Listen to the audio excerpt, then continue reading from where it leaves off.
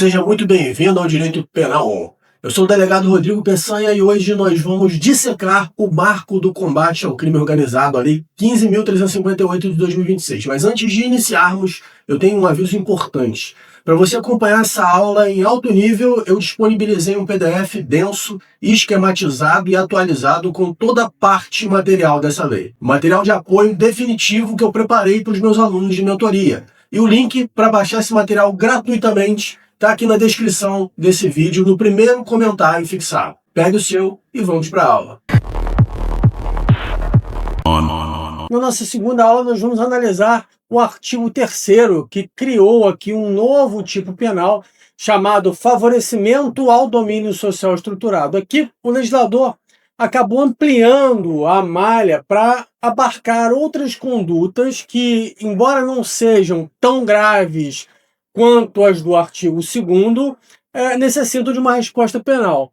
São aqueles casos em que o agente vai favorecer de alguma forma a prática dos crimes do artigo 2º da lei, que foram os crimes que nós estudamos nas aulas anteriores. Esse artigo 3º, ele possui 6 incisos e um parágrafo único, que remete esse parágrafo único a alguns parágrafos do artigo 2º. E ele tem um preceito secundário, uma pena prevista de reclusão de 12 a 20 anos e multa, beleza? Então vou colocar aí na tela para vocês os primeiros incisos do artigo 3º para a gente poder fazer uma análise, uma avaliação, entender como é que vai funcionar a execução dessa lei.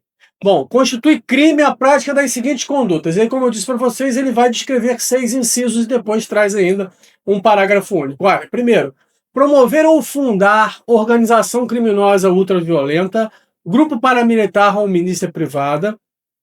Essa é uma conduta. Promover ou fundar, né, as OCRIMs ultraviolentas, as milícias privadas ou os grupos paramilitares. São as mesmas organizações criminosas presentes lá no nosso artigo 2º, que nós já estudamos. Bom, aí vem depois, ou a eles aderir. Então, aderir a essas organizações criminosas, falando aqui organizações criminosas como um gênero, né, do qual seriam espécies a ultraviolenta, a milícia privada e o grupo paramilitar. Então, quem adere a esses grupos também pratica esse crime aí do artigo 3º, inciso 1º.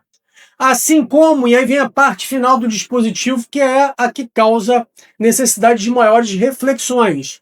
Vai dizendo assim, assim como apoiá-los de qualquer forma. Então, se o indivíduo apoia de qualquer forma organização criminosa ultraviolenta, grupo paramilitar ou milícia privada, incorre nesse crime do 3º, inciso 1º do marco.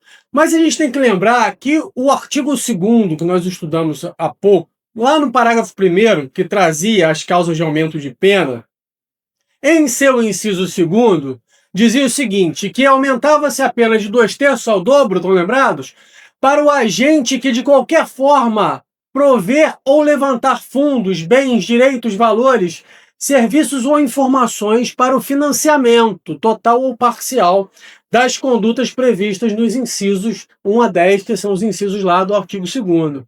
Então, vai existir aqui para a gente uma aparente sobreposição entre a parte final do artigo 3º, inciso 1º, que é o que fala assim como apoiá-los de qualquer forma, e o artigo 2º, parágrafo 1º, inciso 2º, que é o artigo que prevê a causa de aumento de pena para o agente que provê ou levanta recursos para as organizações destinadas à prática daqueles delitos. Então é uma questão relevante, porque ele vai namorar com um possível bis in idem, beleza? Se a gente não fizer uma análise mais aprofundada aqui um pouco.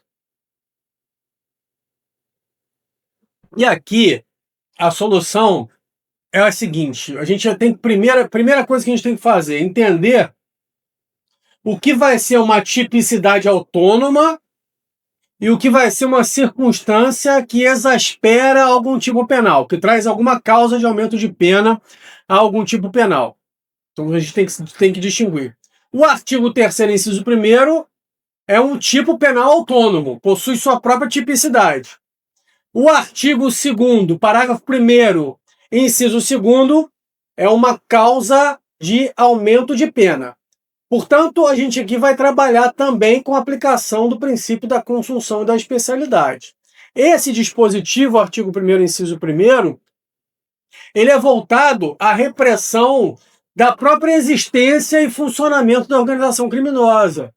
Ele vai abranger aquelas condutas de apoio em sentido amplo, inclusive, está dizendo aí, de natureza material ou logística. Já o artigo 2º, parágrafo 1º, inciso 2º, não nos cria um crime novo, mas ele traz causas de aumento de pena incidentes sobre aqueles crimes específicos do próprio artigo 2º, incisos 1 a 10, quando se demonstrar que o agente atuou no financiamento ou no suporte material dessas infrações. Então, a interpretação constitucionalmente adequada é aquela que vai entender que esses dispositivos vão incidir em planos distintos. Não haverá confusão aqui para incidência do bis in idem. Quando o comportamento do indivíduo de prover esses recursos termina, se esgota no âmbito do apoio estrutural a essa organização criminosa, sem uma vinculação direta com um delito específico, a gente vai usar o artigo 3º, inciso 1º, como um crime autônomo. Então, repetindo, quando o comportamento daquele indivíduo de financiar aquela instituição criminosa se esgotar nisso, o dolo dele for esse, de prover recursos para o crime ultraviolenta, para a milícia privada, para o grupo paramilitar, aí a gente vai aplicar o artigo 3º para inciso 1º. É esse crime autônomo aí com a pena de 12 a 20 anos. O favorecimento ao domínio social estruturado. Beleza? Agora, se o financiamento for concretamente vinculado à prática de um ou mais crimes que estão lá no artigo 2º, aí isso pode ensejar a incidência daquela causa de aumento do parágrafo 1º, inciso 2º. A gente usa aqui o princípio da consunção. A gente afasta essa incidência cumulativa quando o apoio financeiro for apenas um meio para a realização do delito mais amplo, compreenderam? Do delito mais grave, que é, no caso, o domínio social estruturado.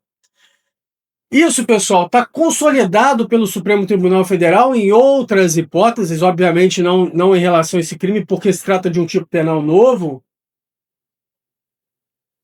em que a gente não pode usar o mesmo elemento fático, o mesmo fato, para, ao mesmo tempo, configurar o tipo penal e majorar a pena, porque isso seria o bis in idem. Então, aqui é preciso que a gente faça uma interpretação restritiva dessa causa de aumento de pena, do artigo 2º, parágrafo 1º, inciso 2º, para entender que essa incidência fica condicionada a um elemento adicional que não tenha sido absorvido ali pela tipificação autônoma do apoio à organização criminosa presente no artigo 3º, inciso 1º. Compreenderam isso? Vou dar mais um exemplo para vocês. Olha, na lei de drogas, a gente tem lá o artigo 36 tipificando o crime autônomo de financiar ou custear o tráfico. Esse crime do 36 da lei de drogas, estou exemplificando o raciocínio que é usado na lei de drogas para a gente trazer para cá, porque é mais ou menos a mesma ideia. O raciocínio jurídico é compatível, é parecido, em relação ao 3º, inciso 1º, e a causa de aumento de pena do artigo 2º, parágrafo 1º, inciso 2º. Então, lá na lei de drogas, o artigo 36 traz o crime de financiamento do tráfico, que é diferente do artigo 33, que é o crime de tráfico propriamente dito. Esse tipo penal esses tipos penais vão coexistir dentro da lei de drogas. O tipo penal do crime autônomo de financiamento é 1 no 36 e existe o tipo penal do tráfico do 33. E existe ainda, e por isso que eu digo que se compara a essa lei que a gente está estudando, uma causa de aumento de pena no tráfico que está no artigo 40, inciso 7º, que é aplicável quando o crime envolver financiamento ou custeio. A gente teria mais ou menos a mesma coisa aqui. E aí, lá na lei de drogas, A doutrina vai indicar o que se chama de leitura sistemática restritiva. É uma técnica de interpretação para que se salve a constitucionalidade disso e não se produza um bis in idem. Como que vai funcionar lá? O artigo 36, financiamento do tráfico, vai ser um tipo autônomo, e o artigo 40, inciso 7º, vai ser uma majorante, uma causa de aumento de pena nos crimes do artigo 33, e correlatos, né, ao artigo 33, quando o financiamento aparecer como uma circunstância do crime praticado pelo próprio agente. A gente não pode admitir aqui que o fato de financiar sirva simultaneamente para punir o cara pelo 36 e para majorar a pena dele no tráfico do artigo 33, lá no artigo 40, inciso 7. Então não tem cumulação por a gente não admitir, nosso sistema penal brasileiro não admite o bis in idem. Então a mesma lógica a gente poderia usar aqui. O artigo 3º, inciso 1º da lei do marco, o apoio à organização, vai funcionar como um tipo penal autônomo. E o artigo 2º, parágrafo 1º, inciso 2º do marco, o financiamento vai atuar como uma causa de aumento, causa de aumento vinculada a um determinado crime lá do artigo 2º dos incisos 1º ao 10. Beleza?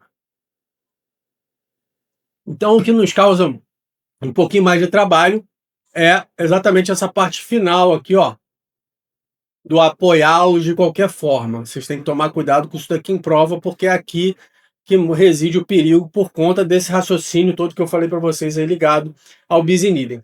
Vamos aí agora para o inciso 2º. Inciso 2º.